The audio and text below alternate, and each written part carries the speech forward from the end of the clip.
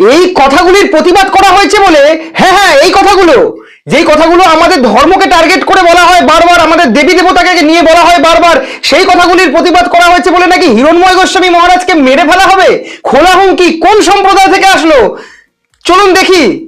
আমি আবার হাত জোড়ো করব প্রশাসনের কাছে, আপনারা ইমিডিয়েটলি এদের মতো সাধু সন্ন্যাসীদের অ্যারেস্ট করে ডাইরেক্ট ইনকাউন্টার করে মেরে ফেলো, না হলে মুসলিম সমাজ যেদিন জেগে যাবে আপনার প্রশাসন, সরকার, পুলিশ কোনো কাজ করবে না। কথাগুলো মাথায় রেখে সবাই দ্রুত বেগে শেয়ার করো। আর মুসলিম সমাজের ভাই, তোমরা সচেতন হও, সজাগ হও, ঘুমিয়ে থেকো না, জেগে উঠো। নমস্কার, জয় গো মাতা, জয় শ্রীরাম। হ্যাঁ হ্যাঁ, দেখলেন তো ভিডিওটা, কোন সম্প্রদায় থেকে আসলো থ্রেটটা। তারা কি বলছে, তারা খোলা চ্যালেঞ্জ করছে যে হিরণময় গোস্বামী মহারাজকে মেরে ফেলবে।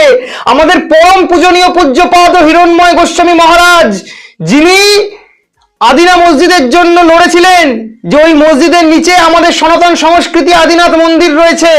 আর শুধু তাই নয়, এই যে কটূক্তিগুলো করা হয়েছিল তার প্রতিবাদ করে একটি ভিডিও বানিয়েছিলেন। তার জন্য ওই জিহাদি, ওই কোনো জঙ্গি সংগঠনের সাথে হয়তো যুক্ত আছে, কালকে কোথাও বোম হয়ে ফেটে গেলে ওকে মুজাহিদ বলতেও আমার জিভটা কাঁপবে না। ও বলছে মেরে ফেলা হবে।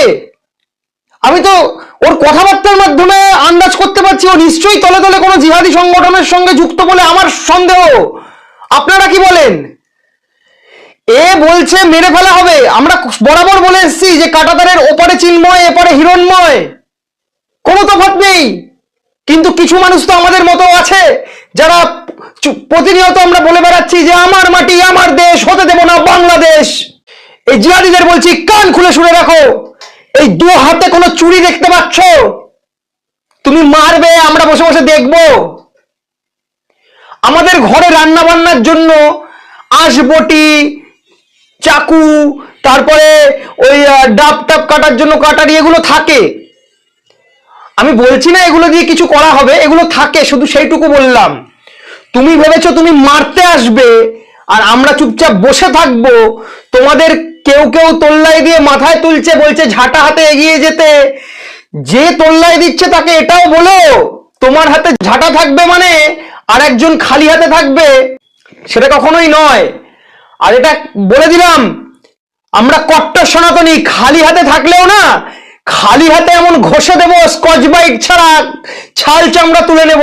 না না, আমি তো বলছি এই জিহাদির বাচ্চাকে ইমিডিয়েটলি আইনের আওতায় আনা হোক। আর যদি তা না হয়েছে, তাহলে আমাদের হাতে ছেড়ে দেওয়া হোক। ও কত বড় হোতা হয়েছে একটু দেখি না। ও অনেক বড় নেতা হয়ে গেছে, ওর জঙ্গি সংগঠনের সাম্রাজ্য শেষ করে দেবো।